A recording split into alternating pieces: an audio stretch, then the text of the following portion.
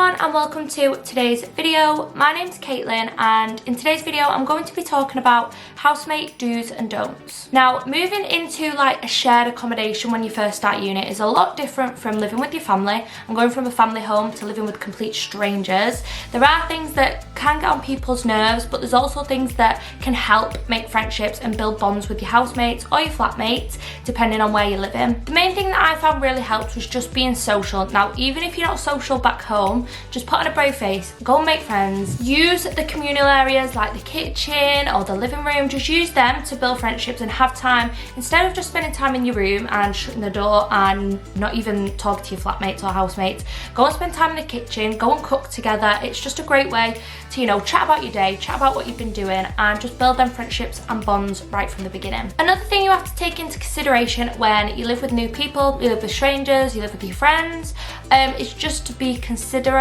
So be tidy, do your washing up, empty the washing machine. Don't leave your washing in the washing machine for hours on end, because people are going to want to use it after you and it's going to get on people's nerves if you just keep washing in there. Also, do your dishes, because that was one thing that got brought up in my flat. Not for me personally, but for my other flatmates, they would just leave the dishes on the side for weeks. And sometimes it depends, because you get a lot of people who are very tidy and you get people who aren't so much tidy and they don't really care. So when you all come together in a flat and you've got them two types of people, you've got to find a compromise somewhere. So yeah, just be considerate about other people. You can do what you want in your room, keep your room as messy as you want it to be or whatever, but when it comes to the communal areas like the sink, the washing machine, just try and be considerate and know that other people are going to have to use them after you, or live around the environment where your dishes are probably going to be sat on the side for a few days. Another big do is set boundaries. Do set them boundaries right from the get-go. So again, don't be too loud. Know that your housemates or anybody you're living with may want alone time. So just by walking in people's room, that is a big don't. I would always suggest to knock. If you know that your housemate is, having their alone time in the room, just leave them to it. You don't need to go and knock on the door and ask like what they're doing. Just everyone needs their alone time away from being social, because I know social batteries can be drained when you're living with 5-6 other people. So again, just set them boundaries, don't invade people's personal space, and just have those unwritten rules in your flat. Nobody goes into people's rooms when people aren't there. So just things like that, because that can really help when it comes to flat bonding and trusting people who you live with. Now, a massive thing that I think is one of the main reasons why housemates and flatmates end up falling out and having disagreements is communication.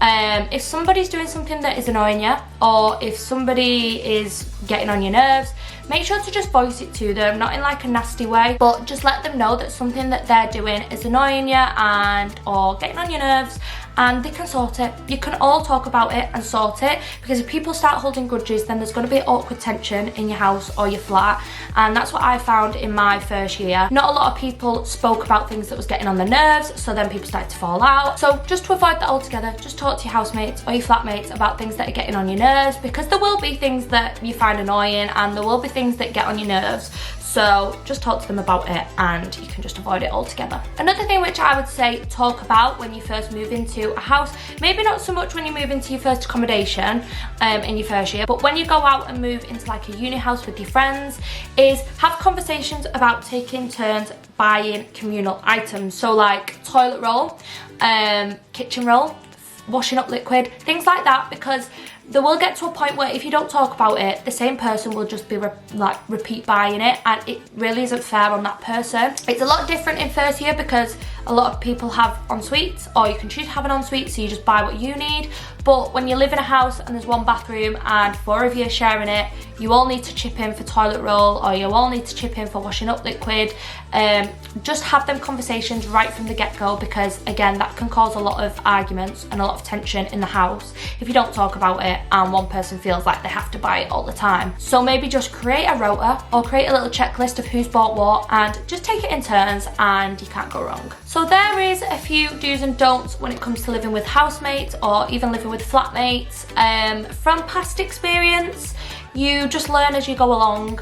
You can't even predict how it will be like living with certain people, because sometimes you can get on with somebody really well, and then when it comes to living with them, they may annoy you. So it's just take every day as it comes, and if you follow these do's and don'ts, hopefully it'll help when it comes to everyone getting along and keeping the house a nice environment. So I hope you enjoyed this video, and I will see you in my next one.